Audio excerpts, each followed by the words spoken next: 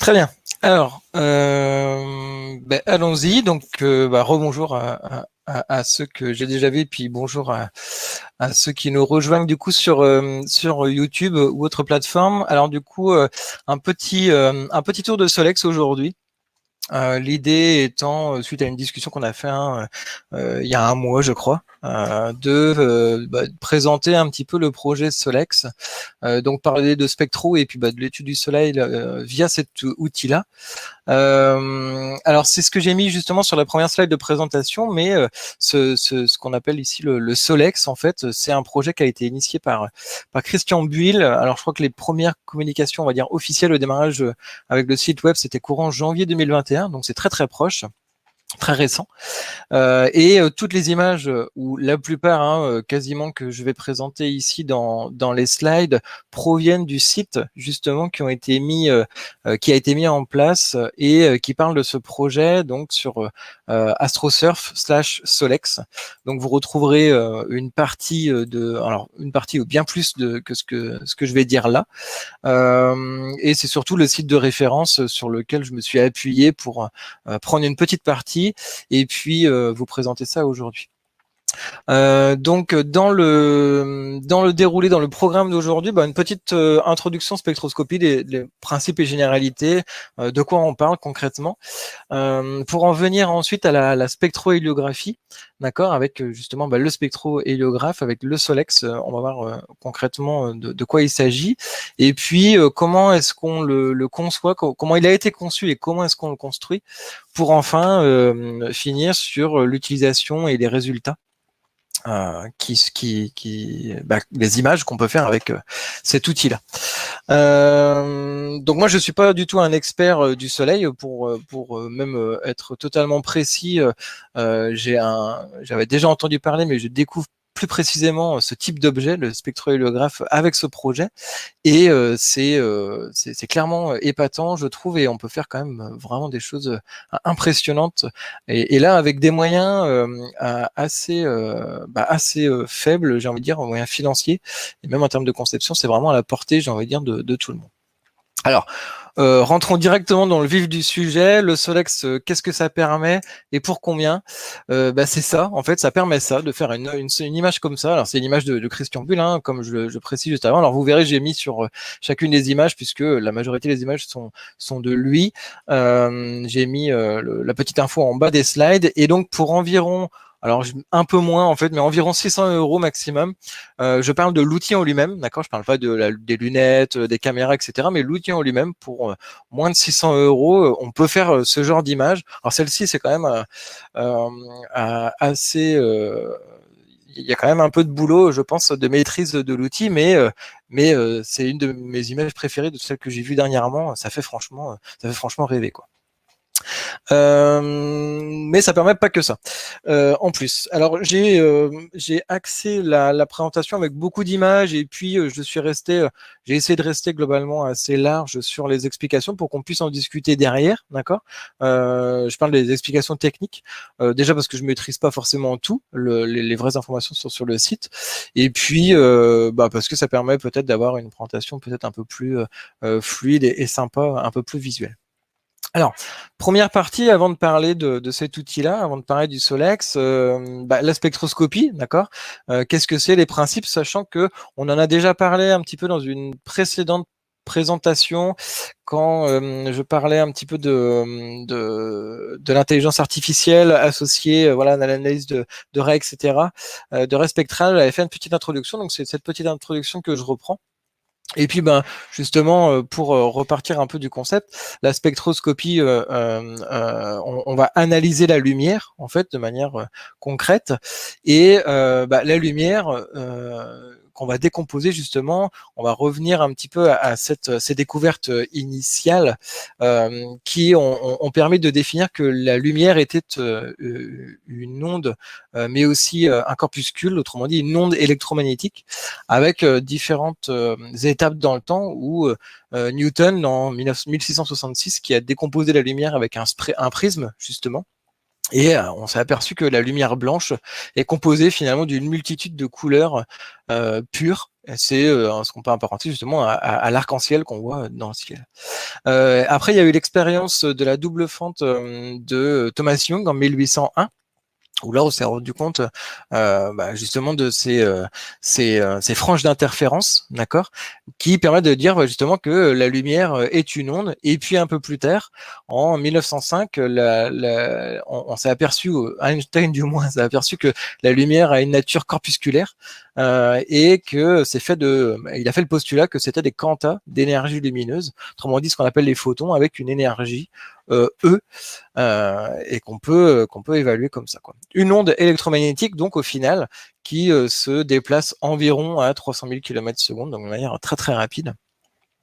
Et donc, c'est quelque chose qu'on oublie au quotidien, mais dans lequel on baigne, hein, la lumière, et on a différentes longueurs d'onde, de la plus énergétique à la moins énergétique, avec des longueurs d'onde donc les plus élevées jusqu'aux plus faibles, avec des grandes longueurs d'onde, donc on va être sur les ondes radio, ensuite on descend vers de l'infrarouge, et puis plus on va avoir une longueur d'onde petite, et plus on va avoir des intensités d'énergie fortes, et donc jusqu'aux ultraviolets, rayons gamma, etc.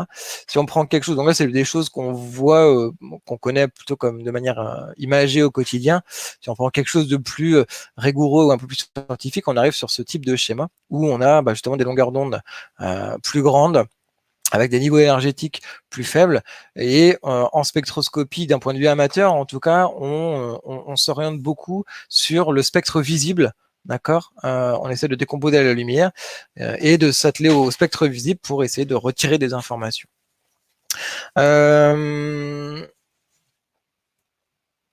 Pour faire ça, on va utiliser ce qu'on appelle soit un prisme, d'accord, un prisme où on va disperser la lumière, comme ça, la lumière blanche qui arrive et puis qui est donc éclatée, ou un réseau de diffraction dans lequel les différentes longueurs d'onde vont justement avoir un rayon d'incidence différent, et donc on va pouvoir avoir même chose, avoir cette lumière qui est éclatée, et donc décomposer la lumière blanche dans les différentes longueurs d'onde. Et puis en fonction justement de cette dispersion, de cet éclatement de la lumière, on va pouvoir analyser différentes choses. Alors je reviens pas sur ce qu'on a vu déjà justement avec les raies de Fraunhofer et puis les lois de Kirchhoff, mais en fonction de ce qu'on va observer, on va pouvoir avoir parfois un spectre continu pour une lumière blanche par exemple, ou parfois des raies brillantes caractéristiques de certains gaz, des raies en émission, ou alors également potentiellement des fois des raies sombres en absorption qui seront caractéristiques justement du gaz si jamais on a une lumière blanche qui est traversée par un gaz particulier. Alors pour faire ça, en tout cas d'un point de vue amateur, on a différents types d'éléments, mais qui vont se baser sur ça, d'accord, sur soit des réseaux de diffraction ou soit des prismes, ou les deux parfois. Et un des exemples dont on a déjà parlé, c'est le Star Analyzer.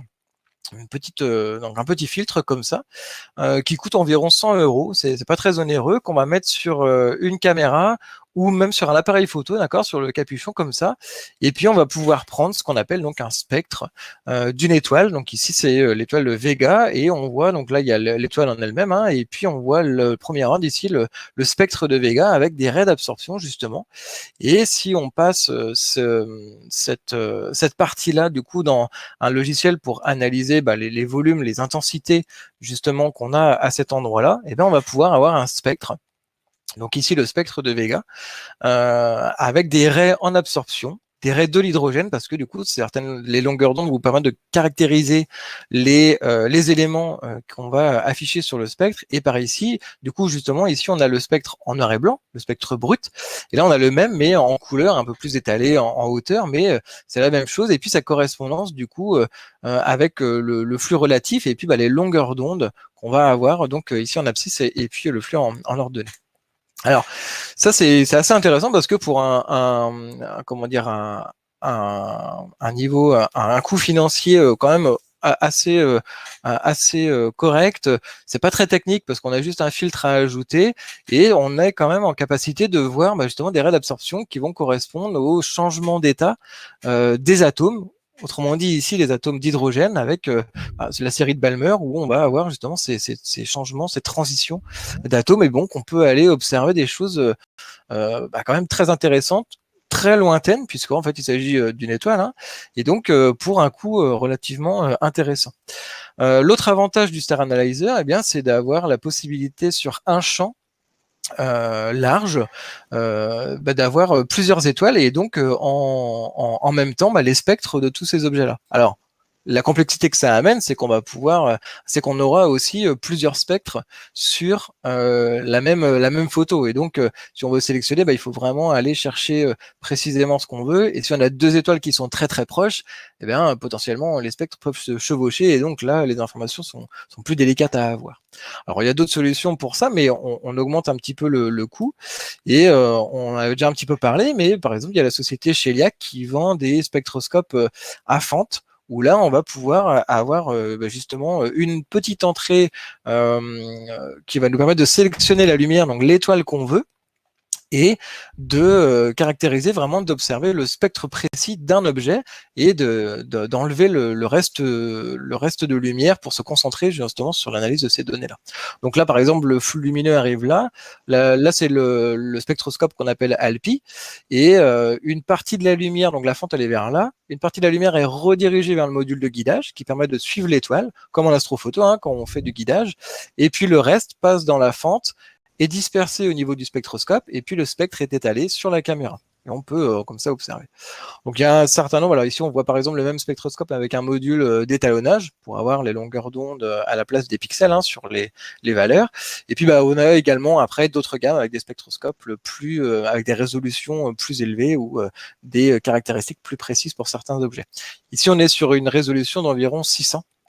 Alors que sur le Star Analyzer 100, eh bien, on est sur une résolution d'environ 100. D'accord. Donc, on va pouvoir voir plus ou moins des détails en fonction du spectroscope qu'on utilisera, quoi. Donc ça, c'est le principe de la spectroscopie. Et puis, pour arriver à ce qui nous intéresse aujourd'hui, autrement dit, la spectro-héliographie, avec notamment le SOLEX, on part de ce type de pratique, d'accord, ce type cette spectroscopie, pour l'utiliser, mais cette fois-ci sur le Soleil, et puis l'analyser dans différentes longueurs d'onde. Alors, comment ça marche ? Eh bien, on va avoir ce même principe avec une fente, justement, dans laquelle la lumière du soleil va rentrer. On va prendre une petite partie. On va avoir un objectif collimateur qui va nous permettre de rediriger les rayons pour avoir, par exemple, notamment ici, des rayons parallèles, et qui vont venir frapper un réseau de diffraction qui va justement nous permettre, comme on disait tout à l'heure, d'éclater la lumière, de diffracter la lumière, et de voir les différentes longueurs d'onde. Donc, c'est ce qui se passe ici. La lumière est éparpillée, et puis on va la refaire passer dans un objectif de caméra, encore une fois, pour dévier les rayons, afin qu'ils puissent venir frapper le capteur de notre caméra et qu'on puisse enregistrer les données. Donc, voilà ce que ça donne un petit peu. Donc là, c'est une partie du spectre solaire. Comme vous savez, hein, il est bien plus large. Et là, si je ne me trompe pas, c'est l'arrêt H-alpha qu'on voit ici. Et puis les différentes arrêts des différents éléments de notre Soleil qu'on va voir là. L'objectif de la spectrohéliographie ici, ça va être de sélectionner une longueur d'onde et de faire passer le Soleil dans la fente au fur et à mesure. Ça va permettre quoi ? Ça va permettre d'observer le Soleil comparé à d'habitude où on l'observe en lumière classique, lumière blanche, où on va voir justement notre soleil tel qu'on le voit un peu tous les jours. On va pouvoir le regarder sous différentes longueurs d'onde, et ça va donner le soleil dans des étapes bien différents.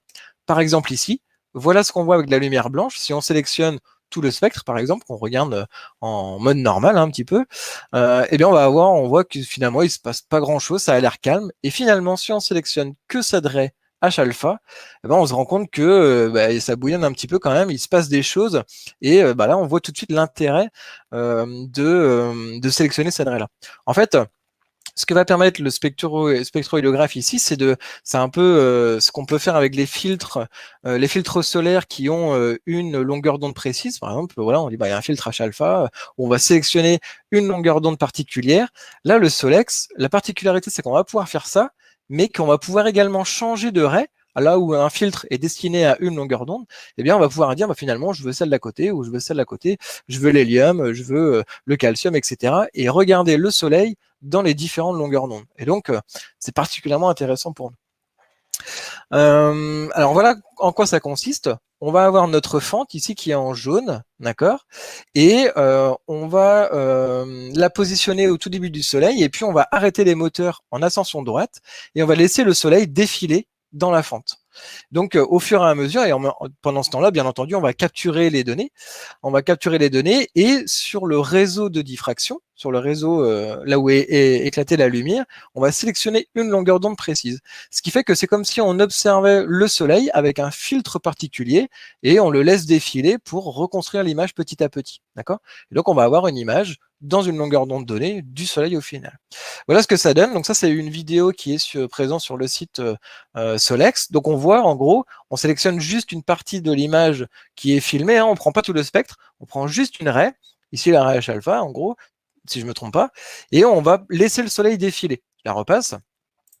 On va laisser le soleil défiler, donc c'est très rapide, hein, en quelques secondes, le soleil défile et on a l'arrêt qui est enregistré.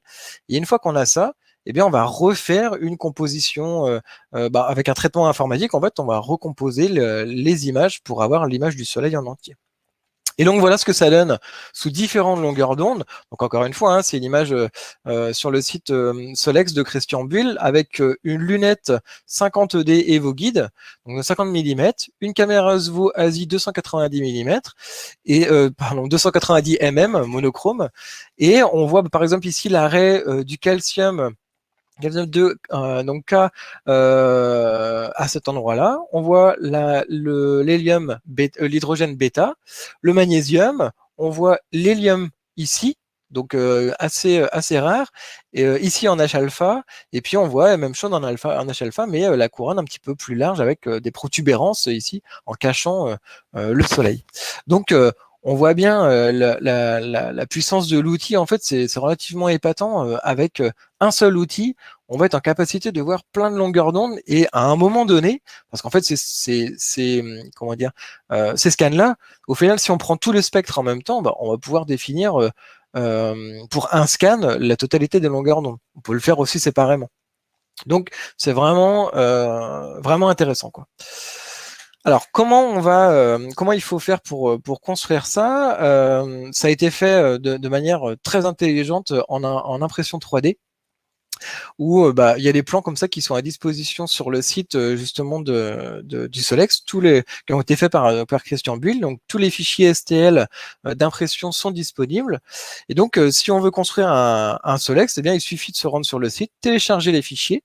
Et si vous avez une imprimante 3D, alors une imprimante 3D, ça commence. Moi j'ai un modèle un petit peu proche de celui-là, ça coûte entre 150 et 200 euros si je me trompe pas. Et ça permet donc de faire de l'impression 3D, construire des objets en plastique. Je caricature un peu, mais en plastique à partir donc d'un filament, vous voyez, une bobine de filament. Et puis une fois qu'on donne le modèle à l'imprimante, eh bien il va imprimer petit à petit, il va mettre du fil fondu et construire l'objet. Il y a des imprimantes un peu plus onéreuses. Il y a beaucoup de personnes qui ont pris ce type. Alors sur le projet Solex, ça a eu un vrai retentissement et beaucoup ont pris une Prusa. Ça a l'air d'être vraiment une imprimante vraiment performante, intéressante. Et pour le coup, à choisir, si demain je dois changer d'imprimante, je pense que je partirai sur ce modèle-là. Elle a l'air vraiment intéressante. Elle est un petit peu plus onéreuse. Bon, les deux ont l'air de fonctionner. Enfin, les deux fonctionnent très bien. Ça marche très bien que celle-là. Moi, j'ai pas eu de souci avec la mienne non plus pour l'instant. Mais on voit que la qualité est peut-être un petit peu meilleure. Et l'autre solution, bah, c'est aussi de passer par un professionnel. Il y a des entreprises qui font des impressions. Vous leur donnez des fichiers de modèles, des fichiers ce qu'on appelle STL. Et puis, bah, ils vous font l'impression et ils vous donnent les pièces imprimées. Là, pour le Solex, si je me trompe pas, c'était environ 150 euros pour imprimer un kit entier. Une entreprise dans le sud avec qui beaucoup ont fait. Alors, c'est pas très précis, mais je crois qu'on était environ vers cet endroit-là, 120, 150 euros à vérifier. Mais voilà, c'est aussi une possibilité parce qu'on n'a pas forcément envie d'investir dans une imprimante 3D. Mais si on veut quand même un Solex, alors soit on connaît quelqu'un qui a l'imprimante, ou soit on peut passer par un professionnel.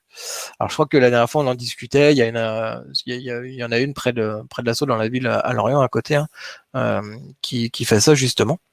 Et donc après, qu'est-ce qu'il faut acheter? Du fil, tout simplement. Alors c'est là où ça commence à être un peu le casse-tête, parce qu'il y a plein de types de fils, du PE, PLA, PETG, etc. Donc, quand on connaît rien et qu'on débute au début, je vous avoue que c'est moi, j'ai débuté avec ce projet-là, donc on ne sait pas trop. Et en fait, le projet, tout est précisé, hein.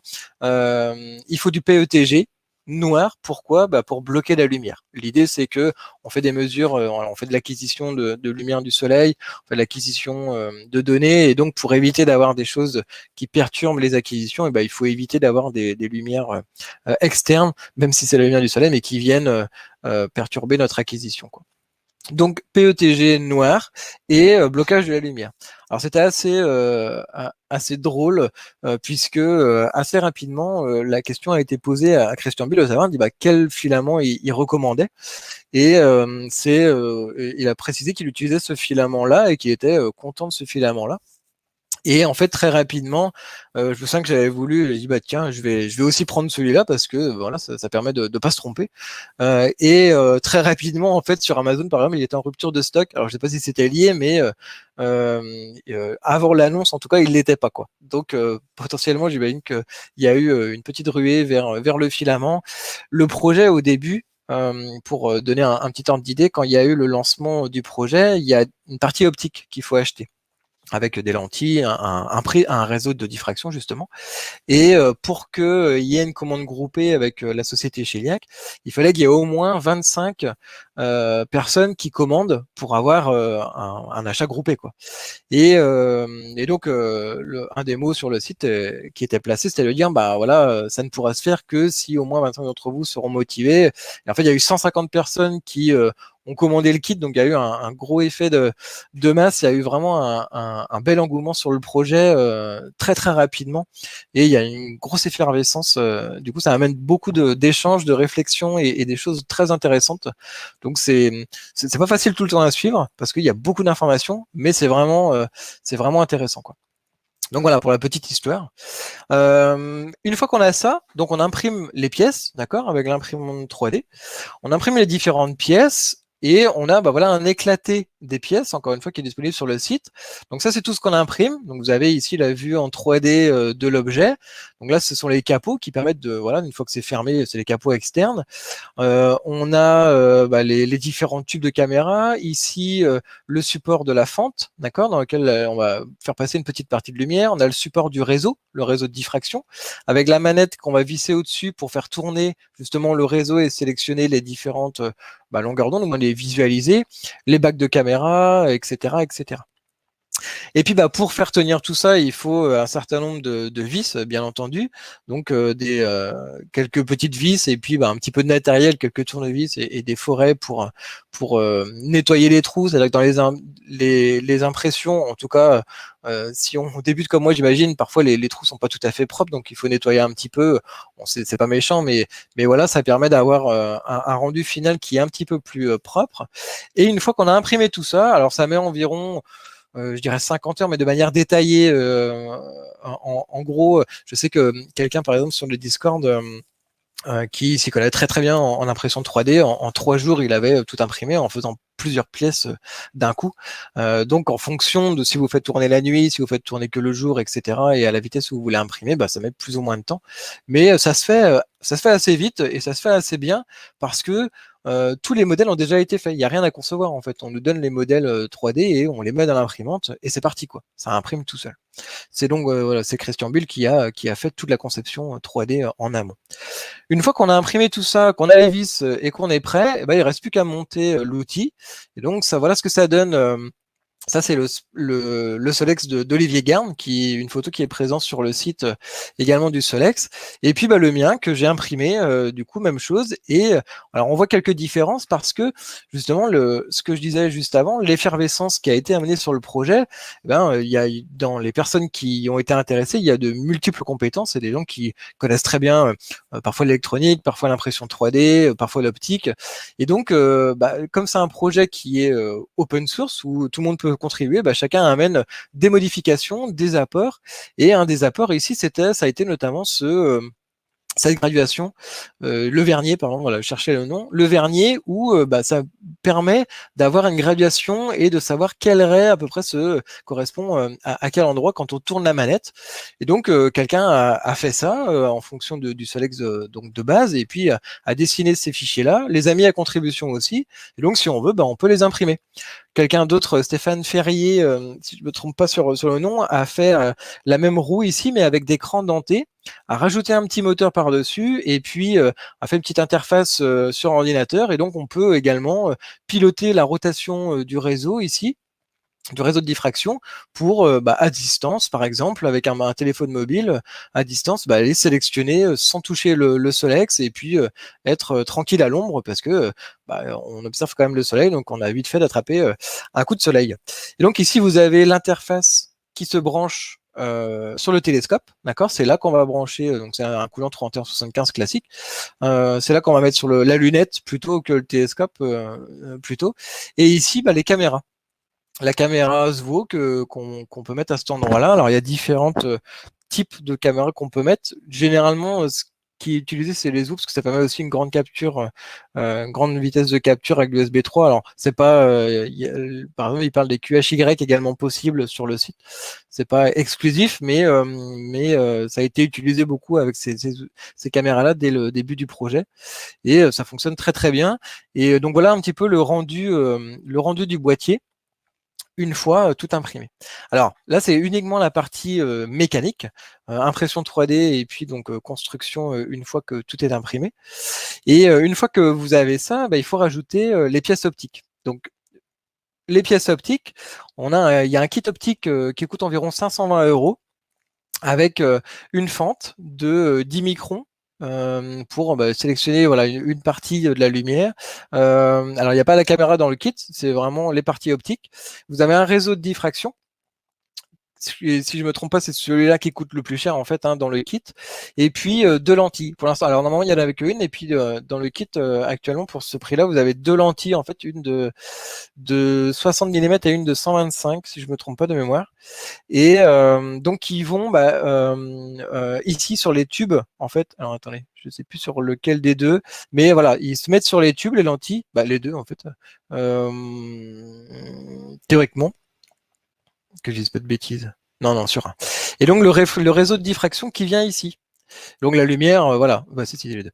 La lumière fait le chemin qu'on a vu tout à l'heure sur le schéma, et puis donc on est enregistré. Donc une fois que vous avez reçu votre kit, il reste plus qu'à monter la fente sur le support, le réseau de diffraction sur le support de réseau, avec la petite manette, vous voyez, ensuite on le glisse dedans.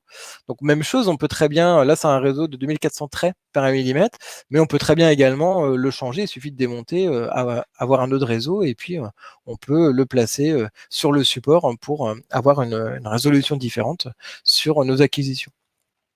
Et c'est le seul coût. Alors, c'est le seul coût. Sous-entendu que vous avez une imprimante 3D, bien entendu, d'accord. Donc, vous avez le kit optique à 520 €, un peu de filament, mais une bobine de filament, ça coûte 20 € en moyenne, et vous faites bien plus qu'un Solex avec. Et le reste, alors c'est du matériel généralement qu'on a déjà, c'est-à-dire que des caméras d'acquisition, par exemple à l'assaut, voilà, on en a, des lunettes. Normalement à l'assaut on en a, je me trompe pas, et puis une monture bien entendu pour placer tout ça quoi. Et donc voilà en quoi consiste l'outil. Et alors au début du projet, c'était principalement, du moins dans la communication, c'était axé plutôt sur la lunette Evoguet de 50 mm avec une ASI 290. Et puis, très rapidement, on a vu dans la discussion que dit moi j'ai une ASI 178 mm, mais est-ce qu'on peut pas faire une bague pour mettre dessus? Il y a l'ASI 183 mm, même chose, peut-être ce serait bien de la mettre, en sachant que Christian Bull en avait une, donc il a déjà fait des essais et préparé une bague également. Et donc, il y a différentes variantes. Alors, différentes variantes de bagues qui permettent justement d'aller positionner, d'utiliser la caméra que vous avez ou que vous souhaitez. Typiquement ici, voilà, l'Asie 290, on a une Asie 178 ici, si je me trompe pas, l'Asie 183, et puis, ce qui est intéressant, bah, c'est ce petit focuseur hélicoïdal également, là c'est un focuseur hélicoïdal ZWO, qui permettent de faire une map quand même un petit peu plus facilement qu'en bougeant la caméra dans le tube, parce que sinon il faut avancer, reculer, voilà, c'est un petit peu plus délicat, et c'est un des points sensibles quand même évoqué par Christian Bull, c'est que cette map, elle est quand même délicate à faire et il faut que ce soit précis pour avoir justement des images nettes, quoi. Alors en fonction justement des deux objectifs qui ont été dans le kit qui ont été livrés, on peut atteindre certains niveaux de distance focale. Donc on voit ici la distance focale maximum de la lunette. Alors avec une petite marge d'erreur, mais en fonction de l'objectif que vous utilisez. D'accord. Et puis de la caméra également. Donc jusqu'à 435 mm, 345, voilà, ça dépend de l'objectif qu'on utilise. Et puis bah, derrière, même chose, va y avoir le back focus et puis les types de variantes en fonction des caméras que vous allez utiliser. Mais il y a énormément de possibilités, enfin énormément. En fait, les possibilités sont relativement larges puisque si vous avez une caméra qui rentre pas dans ces catégories-là, il vous suffit d'imprimer de la bague en 3D, quoi. Et bien souvent, quelqu'un aura cette caméra et l'aura proposée sur la liste ou dans les échanges, qui permettent de brancher justement d'autres caméras. Voilà, donc moi par exemple j'ai imprimé, ça c'est je dirais le mode standard, et puis il y a le mode D qui permet de brancher une ASI 178 mm et une ASI 183. C'est-à-dire qu'avec ce mode-là, vous pouvez brancher l'ASI de 190 également, la 178 et la 183. Donc déjà ça commence à être très très large, enfin très large, ça commence à être déjà intéressant avec une seule des variantes, et puis bah après il y a des petites choses. Alors tout ça c'est détaillé et expliqué sur le site justement du Solex avec les différentes choses. Alors comme je disais tout à l'heure, il y a eu une ruée vers le soleil avec les 150 personnes qui ont commandé le kit. Et donc on a vu quelques images passer. Ça c'est une image de la société Shellac du coup qui s'est occupée de la commande auprès du fournisseur donc de pièces optiques. Et donc, il a fallu préparer 150 fentes, 150 lentilles, 150 réseaux, etc. Donc, c'est quand même assez impressionnant. Et donc, on a vu des images passer comme ça sur la liste qui montraient l'envergure du projet qui a pris vraiment une effervescence rapidement. C'est assez intéressant à suivre. Alors, une fois qu'on a tout ça, qu'est-ce qu'on va faire comment on utilise justement cet appareil-là? On va le monter sur une lunette. On va le monter sur une lunette, par exemple ici, voilà, avec un des exemples, on va le voir un peu en détail. Et bon, voilà à quoi ça correspond. Comment on va faire? Alors, il y a ce mode un petit peu, au début, c'est les premières images qu'on a vues que Christian Bull a montré, c'est la lunette EvoGuide de 50 mm. Et bien entendu, le soleil, il y a pas mal de flux qui sort. Hein, pour une étoile, elle est quand même assez proche. Et donc, la première priorité, c'est de protéger son matériel et puis de se protéger aussi. On va pas regarder de toute façon à l'œil nu directement le soleil, bien entendu. Et donc, la première chose, c'est de mettre un prisme de Herschel ici, qui est là pour éliminer pas mal de flux. Donc on a le flux incident comme sur le schéma, avec 96% qui est évacué, et puis 4% qui est retransmis vers le Solex et qui va nous permettre à faire des images. Donc on a vu ces premières images sur la lunette de 50 mm, et donc on voit le Solex ici avec le coulant 3175 ici qui est branché dans le filtre de Herschel. On voit la manette du réseau ici qu'on peut tourner, et puis la caméra qui est en sortie qui va nous permettre d'acquérir le spectre. Un peu plus tard, donc il a grossi le diamètre, enfin il a montré que sur un Mac de 127 mm, ça marche tout aussi bien. D'accord. Donc pas de souci. Parce qu'au début il disait voilà, c'est plutôt adapté pour les petites lunettes, pour les petits budgets. Les premiers discours sur le projet c'était ça, il allait dire bon c'est plutôt pour des choses restreintes et pour un coût restreint en utilisation.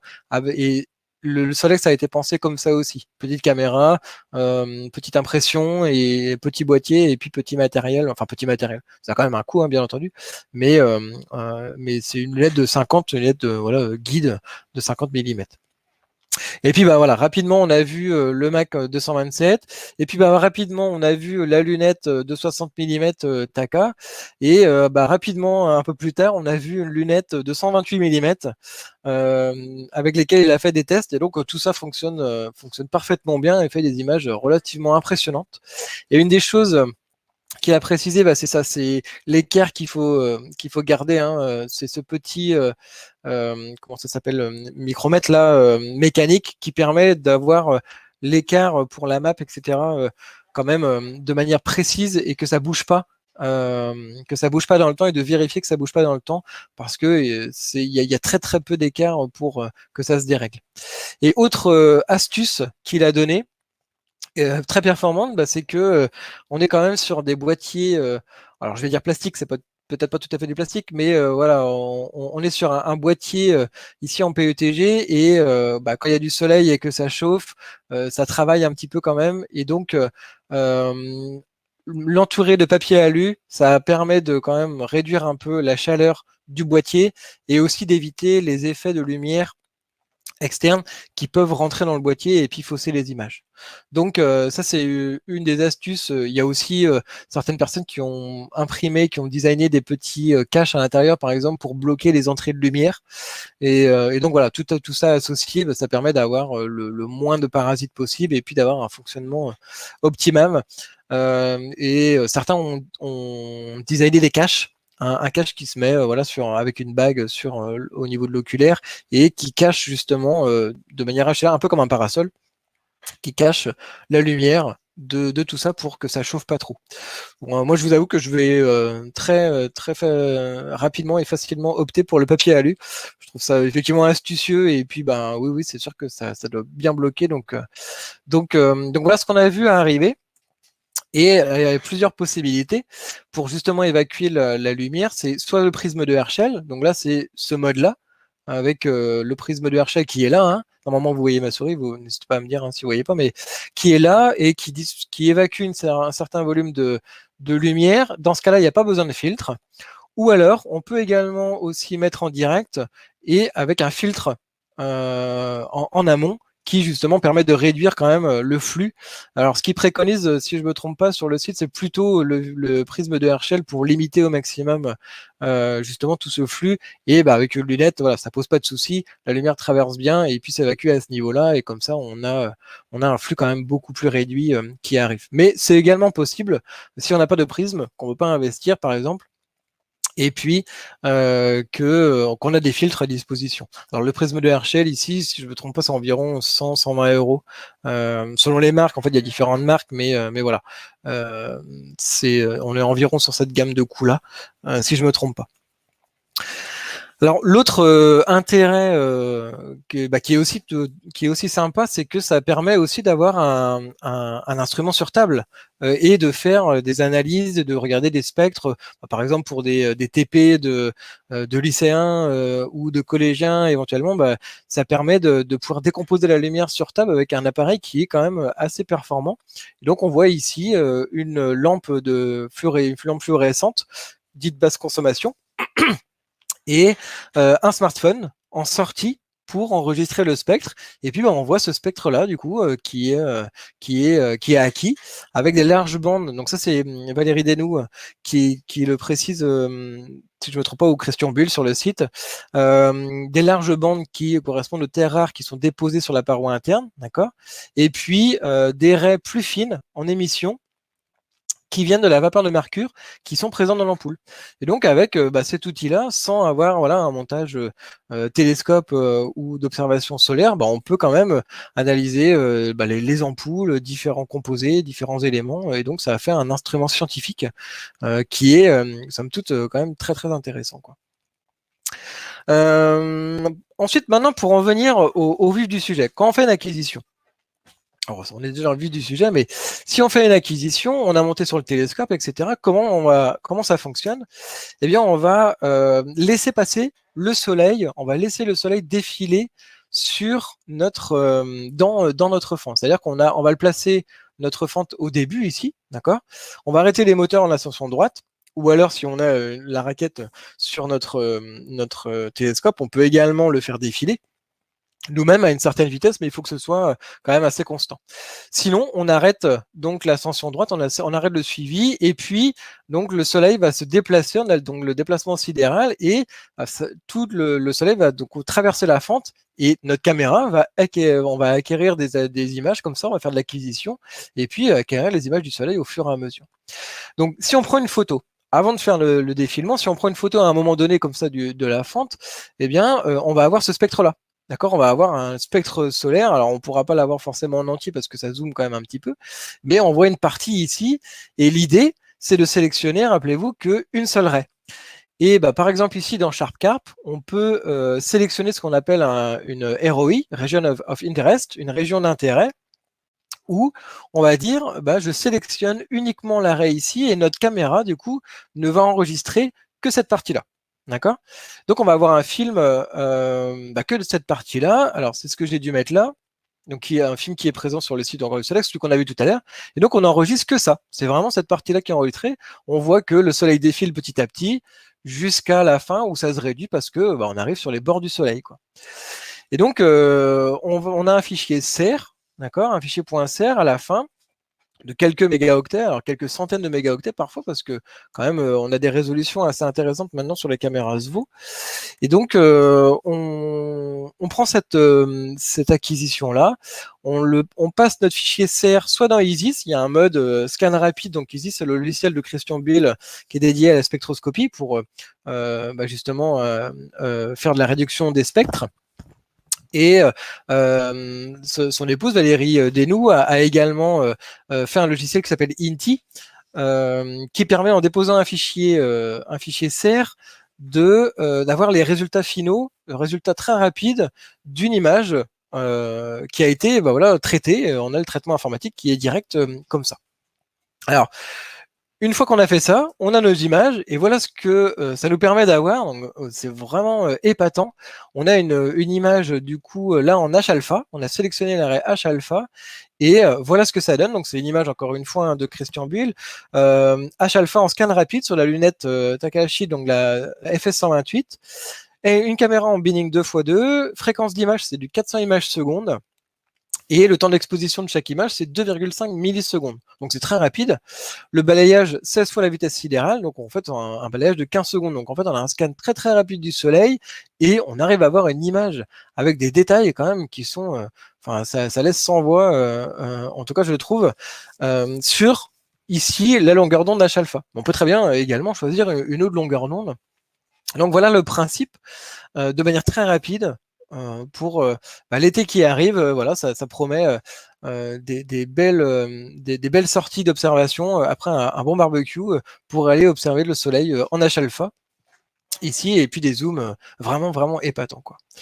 Alors justement sur les autres longueurs d'onde, on voit ici une autre image du même auteur, hein, ici dans la RECA du calcium ionisé. Donc on voit bah, le soleil sous un tout autre aspect. Et là, c'est la lunette qu'on disait tout à l'heure, la Evo Guide de 50 mm. Donc c'est ce que je disais un petit peu en introduction également, c'est que en fait, on a avec ce Solex-là, on peut sélectionner les différentes longueurs d'onde et on a l'équivalent d'un filtre spécialisé avec une largeur de 0,3 angstrom environ. Donc c'est quand même très précis et on va pouvoir observer le soleil dans plein de longueurs d'onde et d'avoir des détails vraiment épatants. Voilà un autre exemple. Alors c'est assez récent, ça date du 1er juin. Donc j'ai vu passer sur la liste l'autre jour. C'est vraiment incroyable. On voit le limbe, par exemple, du soleil ici. On voit des images impressionnantes. Donc la même chose, c'est le soleil qui est sur donc la même lunette que précédemment, la Takahashi FS128, 1 mètre de focale. Et c'est ça qui est vraiment dingue, c'est qu'on voit ici le continuum, donc l'image, on va dire une image un peu classique du soleil, la même portion en H-alpha. Donc on voit finalement que ici, alors on va dire c'est relativement calme, il y a quand même une tâche, mais on dit bon bah ok, il y a une belle tâche, mais on voit pas plus d'informations. Dès qu'on change de longueur d'onde, on voit qu'en fait il se passe vraiment plein de choses.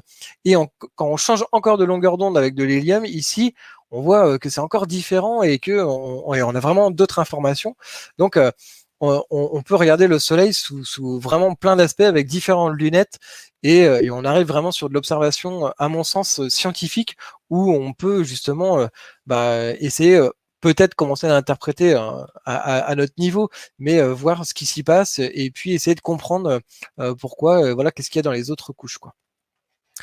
Alors, j'ai parlé beaucoup de Christian Bull parce que voilà, c'est le projet qui l'a montré et puis c'est vraiment épatant, hein, ces images. Et je me suis basé surtout sur son site. Encore une fois, là, y a aucune production de moi. Je me suis basé sur le site de Solex qui présente tout le projet pour montrer quand même que c'est à la portée quand on débute. Ça, c'est une image de Vincent Lecoq qui a été envoyé il y a, on est combien aujourd'hui, le 6, qui a été envoyé il y a 2 jours sur, je sais plus, sur la page Facebook ou la liste de diffusion, mais voilà, qui a fait ses premières images il y a une semaine ou deux, et qui montre le soleil en H-alpha, même chose avec une Evo Guide 50-480 et puis de Skywatcher du coup et l'Asie 290. Donc même chose en H-alpha. Donc voilà, c'est pour montrer que bien entendu voilà, Christian Bull a une expérience considérable dans le domaine et c'est compliqué de l'égaler, faut être honnête. Mais le projet et l'outil a été pensé aussi pour que ce soit accessible et les informations sur le site permettent de montrer, permettent de détailler vraiment le projet et de démarrer et puis de construire les choses pas à pas soi-même, parce que c'est aussi ça l'intérêt du projet, c'est que ça permet de construire son propre instrument, quoi. On l'imprime, on monte les pièces optiques, on fait les premiers essais, on le règle, etc. Et puis on fait l'acquisition. Alors, je le dis là, mais j'ai pas encore fini de monter le mien, donc ça a l'air facile et je vois en tout cas que les collègues qui démarrent réussissent, donc c'est pour ça que je le dis là. Mais moi, il me reste les pièces optiques par exemple à monter sur le mien, donc voilà. Mais je trouve que ces images sont rassurantes et permettent de montrer aussi que voilà, des personnes qui débutent, qui font leurs premières images, ça marche bien et réussissent bien, quoi. Pour montrer alors les deux extrêmes, si on peut parler comme ça, mais pour montrer voilà un démarrage et là où on peut pousser. Je reviens sur l'image de tête que j'ai montrée. Moi, c'est vraiment une de mes images préférées, où en fait, ici, on voit différentes acquisitions de la même portion avec un filament en fait. Et c'est là où on voit la puissance, je trouve, de l'outil, c'est que comme on sélectionne une raie, on sélectionne la raie H-alpha par exemple, et ben en fait dans cette partie, cette région, cette ROI, cette région d'intérêt qu'on sélectionne, on peut aller sélectionner différentes parties de la raie H-alpha. Il y a la raie H-alpha en entière, mais on peut se décaler un petit peu à droite, un petit peu à gauche, etc. Et donc aller chercher des parties plus ou moins éloignées. Et donc visualiser l'effet Doppler, par exemple, de la lumière qu'on va acquérir.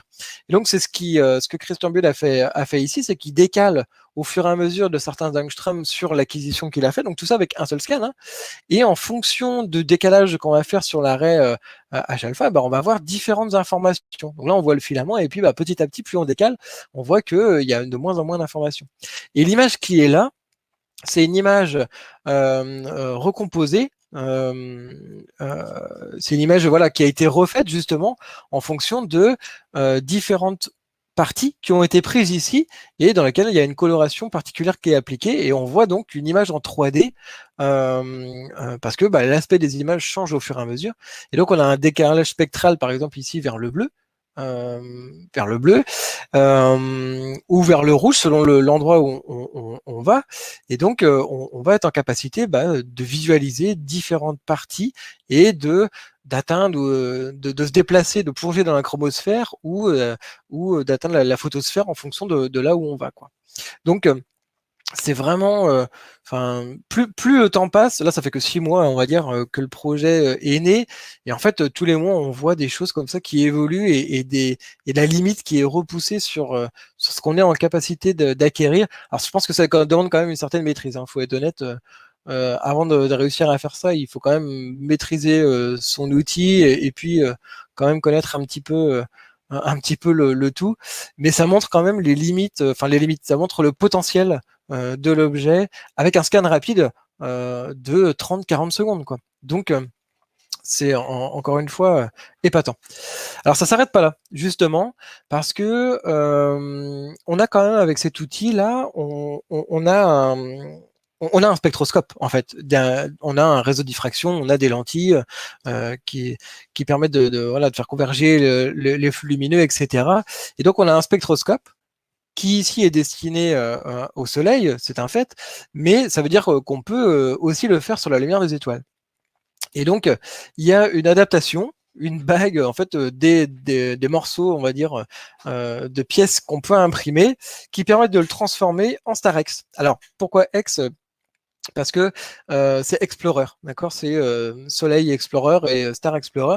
Il y a un projet déjà un peu open source comme ça qui existe dans les spectroscopes, c'est UVEX, qui pour Ultraviolet Explorer, qui permet d'aller un petit peu plus aux limites, dépasser un petit peu le comment dire le visible en fait, les spectres du visible, et donc ça voilà, ça reprend un peu cet esprit là où justement on a le Sun Explorer, le Soleil Explorer, et puis on peut le transformer également en Star Explorer pour aller décomposer la lumière des étoiles avec un spectroscope classique, puisque c'est ce qu'on a ici, pour être très précis. Et donc on peut imprimer un bloc de pointage guidage, parce que la complexité quand on est sur une étoile, c'est de garder l'étoile dans la fente. D'accord, dans la fente dans laquelle on va sélectionner la lumière. Et si on n'a pas une mise en station et quand même qui est précise, et la fente elle est quand même très petite, hein, on est sur 10 microns ici de mémoire, il faut laisser l'étoile dedans, sinon on n'a pas la lumière ici capturée, quoi. Donc on a une partie de la lumière, comme tout à l'heure sur l'Alpi par exemple, comme on a vu, une partie de la lumière qui est redirigée. Donc là on a le flux qui va vers le télescope, et on a une partie qui est dirigée vers la caméra de guidage pour justement suivre l'étoile. Donc c'est une des possibilités également du Solex, c'est de le transformer en Starex, c'est d'avoir un spectroscope, et un spectroscope qui est quand même très performant. Et justement, Christian Bull a montré un résultat, a fait des spectres avec ça, et là on voit, par exemple, la Nova, une des dernières Nova, la Nova 15 2021. J'ai envoyé un spectre de cette Nova-là sur la liste de l'ASSO au mois de mars ou avril, je sais plus. Et donc là, c'est cette Nova-là qu'il a effectué avec le spectroscope, où on voit les séries de Paschen.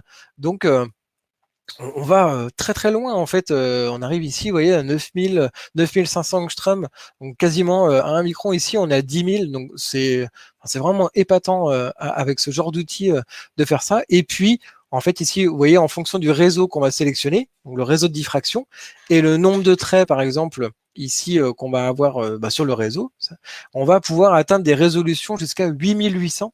Pour rappel, l'Alpi qu'on a vu tout à l'heure, c'était 600. Là, on a, en fonction du réseau, de 550 à 8800. Donc, c'est vraiment une résolution quand même très, très intéressante pour aller étudier les compositions des étoiles. Et donc, il a fait différents spectres comme ça. Et en allant parfois sur les étoiles au niveau des raies H et K du calcium, il a réussi à observer l'activité chromosphérique de la surface des étoiles. Donc c'est quand même quelque chose qui, comme il le dit, en fait, qui est réputé difficile avec des moyens amateurs. Là, voilà, je pense qu'on a atteint quand même parfois peut-être des limites, mais voilà, c'est possible. Même chose, un quasar. Il y a un spectre sur le site du Solex d'un quasar, avec un Z à 3,85 de magnitude 15, donc avec un décalage vers le rouge, où on peut observer l'effet Doppler-Fizeau, du coup, vraiment avec un fort décalage. Même chose, on peut l'utiliser sur table pour aller étudier ou vérifier par exemple des filtres qu'on peut avoir. Ici, un filtre Astrodon H-alpha de 5 nanomètres. Donc même chose, on peut le mettre sur le spectroscope et puis voir un petit peu quelle performance il a, est-ce que ça correspond aux données qu'on nous a données, les données constructeurs, etc. Enfin, c'est vraiment un outil que je trouve polyvalent et qui amène des possibilités très très larges, et surtout pour un coût vraiment très très bas, quoi. Pour ce genre de performance, c'est assez incroyable. Donc voilà, donc je clôture là pour la présentation de l'outil. pour finir un petit peu plus loin, pour pousser un petit peu plus loin sur l'encours, et pour conclure notamment, c'est un projet, donc comme je disais, open source, et donc chacun peut contribuer en apportant des fichiers STL, soit des impressions 3D, des améliorations qu'on a envie de faire, etc. Moi, j'interviens du moins sur une petite partie, j'essaye d'intervenir sur une petite partie au niveau logiciel. Alors, ça part d'un bout de code que Valérie Desnoux a créé, qui s'appelle le Pixelex, qui permet de visualiser, parce que vous avez vu, on acquiert une raie, d'accord, une raie d'une certaine longueur d'onde, et puis on voit, on fait un fichier SER avec cette raie-là. Mais ça, c'est le résultat qu'on a, et puis ensuite on met ça dans une moulinette, que ce soit Isis ou Inti, et ça nous donne les images au final. Et ce qu'a fait Valérie Delou, c'est un script Python qui permet de visualiser, à partir de cette array-là, au même moment où on fait l'acquisition, qui permet de visualiser la construction du disque solaire. Alors, encore une fois, c'est épatant. Donc, c'est la vidéo que j'ai mis là, où on voit, là, elle lance une acquisition, par exemple. Donc, il y a le Solex qui est en cours d'acquisition, et on voit, j'espère que vous verrez, mais voilà, on voit ici le disque solaire qui se construit en direct. Là, c'est vraiment l'acquisition en temps réel, et au fur et à mesure que l'array est acquise, on voit le disque solaire qui se construit, et donc on voit le résultat final en fait de notre image. Donc c'est du temps réel. Alors ce qu'on appelle du temps réel, pas au niveau informatique, mais du temps réel où on voit vraiment ce qu'on acquiert à ce moment-là, quoi. Et donc vous voyez, on voit le disque solaire qui est construit en direct avec l'array. On voit en fait l'acquisition en haut, hein. Vous avez l'array ici qui est acquis en haut et le disque solaire qui est construit en bas en direct. Vous voyez, on voit ici, ça va se réduire à la fin du soleil quand on arrive sur les bords, quoi. Hop, on voit ici, ça se réduit petit à petit. Hop là, voilà, on arrive sur la fin. Et donc avec l'array, ça va être de H alpha, on dirait. Donc voilà. Donc à partir de ce script-là, lors d'une discussion à la suite d'un atelier justement sur Python, le sujet a été évoqué sur ce serait si on pouvait avoir cette version-là sur mobile, ce serait vraiment top. On pourrait avoir quelque chose de vraiment simplifié. Et donc j'ai commencé à développer un petit une petite application avec sur le Raspberry, donc un petit algo qui tourne. Donc là, c'est le résultat actuellement. Alors, c'est un petit peu plus avancé, mais en gros, voilà, vous avez sur votre téléphone mobile, donc les caméras qui sont connectées sur le Raspberry. Donc, je sélectionne une de mes caméras, je connecte la caméra, j'ai les informations ici de la caméra qui sont remenées donc par le Raspberry. Et puis, ensuite, je passe aux différents onglets que j'ai mis en place. Donc là, c'est par exemple l'onglet de preview, ce que j'ai du preview, qui permet de faire par exemple la mise au point, le focus, etc. Donc on définit l'exposition, le gain de la caméra SVO, le temps de la fréquence de refresh, c'est-à-dire à quelle fréquence votre smartphone va se rafraîchir. Et puis, alors mon Solex n'est pas encore monté, les parties optiques. Donc là, en gros, je bouge le capuchon de la caméra pour bien visualiser que mes caméras prennent des images, d'accord. Et donc là, tous les 1 seconde, je prends une image pour avoir le focus. Alors on peut descendre à 0,1 seconde. Là, en gros, mon téléphone ici, mon smartphone est en Wi-Fi et il est connecté donc au Raspberry, avec la caméra qui est connectée au Raspberry. Et ensuite, une fois qu'on a fait le focus, alors j'ai rajouté derrière depuis une petite partie qui permet de faire une sélection de region of interest, du coup, de la partie qui nous intéresse, de l'array, parce qu'en gros, les raies vont s'afficher ici. Et on passe à l'onglet suivant de live, où en gros, on pourra, alors si tout marche bien, c'est encore en développement, hein, bien entendu, mais en gros, en partant de l'algorithme du coup de Valérie Desnoux, eh bien, vous voyez les raies qui s'empilent. Alors encore une fois ici, pour visualiser, je bouge le capuchon pour bien visualiser. Alors ici, c'est parce que je passe par un fichier pour l'instant. Les devs sont encore en cours, donc on voit qu'il y a parfois l'image qui est à la moitié, mais on voit, en gros, ici, ce sera le disque qui va se construire sur le téléphone en temps réel. À partir du moment où on a lancé le live record, ça enregistre le fichier SER de l'acquisition, plus on a l'image en temps réel du disque qui se construit. Et puis une fois qu'on a ça, en fait on a nos fichiers qui sont disponibles sur le Raspberry. Donc on peut très bien visualiser le rendu, c'est-à-dire repasser l'acquisition qu'on a fait avec l'array, donc là avec un petit zoom par exemple, et donc voir l'array H-alpha potentiellement ici, qui est acquise. Et puis, on voit défiler justement notre acquisition de fichiers SER à ce moment-là. Une fois qu'on a fait ça, bah, on peut très bien vouloir télécharger les fichiers, donc les fichiers FITS ou les fichiers PNG, pour avoir notre disque et puis bah, aller les partager après aux collègues ou sur la galerie de l'assaut, par exemple. Donc voilà, ça c'est en cours, ces petits développements-là, ça avance. Bon, bien entendu, ça prend un petit peu de temps, mais voilà, la philosophie du projet open source permet d'une part à tout le monde de contribuer sur tout ça et bah, de préparer ces petites choses. Alors, l'autre bonne nouvelle, c'est que j'ai imprimé le Solex pour l'assaut. On en avait discuté déjà, on dit bah ce serait peut-être pas mal d'en avoir un à l'assaut, etc. J'avais déjà fait un Solex, mais je l'ai réimprimé en meilleure qualité parce que mon impression n'était pas très très bonne. Je débute, hein, je débutais au mois de janvier là sur l'impression, donc j'ai réimprimé une version pour moi et j'en ai profité pour faire un deuxième en parallèle. Et donc, alors là, il manque juste deux trois pièces de couleur, mais vous voyez, il y a les boîtiers. Alors j'ai laissé brut pour que à l'assaut, on puisse avoir le plaisir d'avoir le démarrage entier et bah, le nettoyage des pièces. Il y a des petits filaments, des petites choses comme ça qui restent, mais le nettoyage des pièces fait partie des joies de la conception du Solex. Et donc tout est prêt en termes d'impression. Il reste simplement, bien entendu, à commander un kit optique. Mais voilà, si à l'assaut on est motivé à se faire un petit Solex, eh bien c'est prêt. Voilà, ça permet de clôturer la présentation de l'outil. Je rappelle simplement les sources et puis les informations qui m'ont permis de faire la présentation, hein. C'est le site astrosurf.com/solex où tout le projet est décrit. Vous trouverez des informations beaucoup plus précises que j'ai présentées là, qui ne sont pas de moi, hein, encore une fois. Et puis, bah, pour les parties optiques, tout le kit optique, en fait, c'est la société Sheiliac Instruments qui les vend. Et donc, c'est disponible sur leur site. Et puis, deux, trois images de la présentation viennent également de cette partie-là. Donc voilà pour pour le petit tour de Solex au soleil.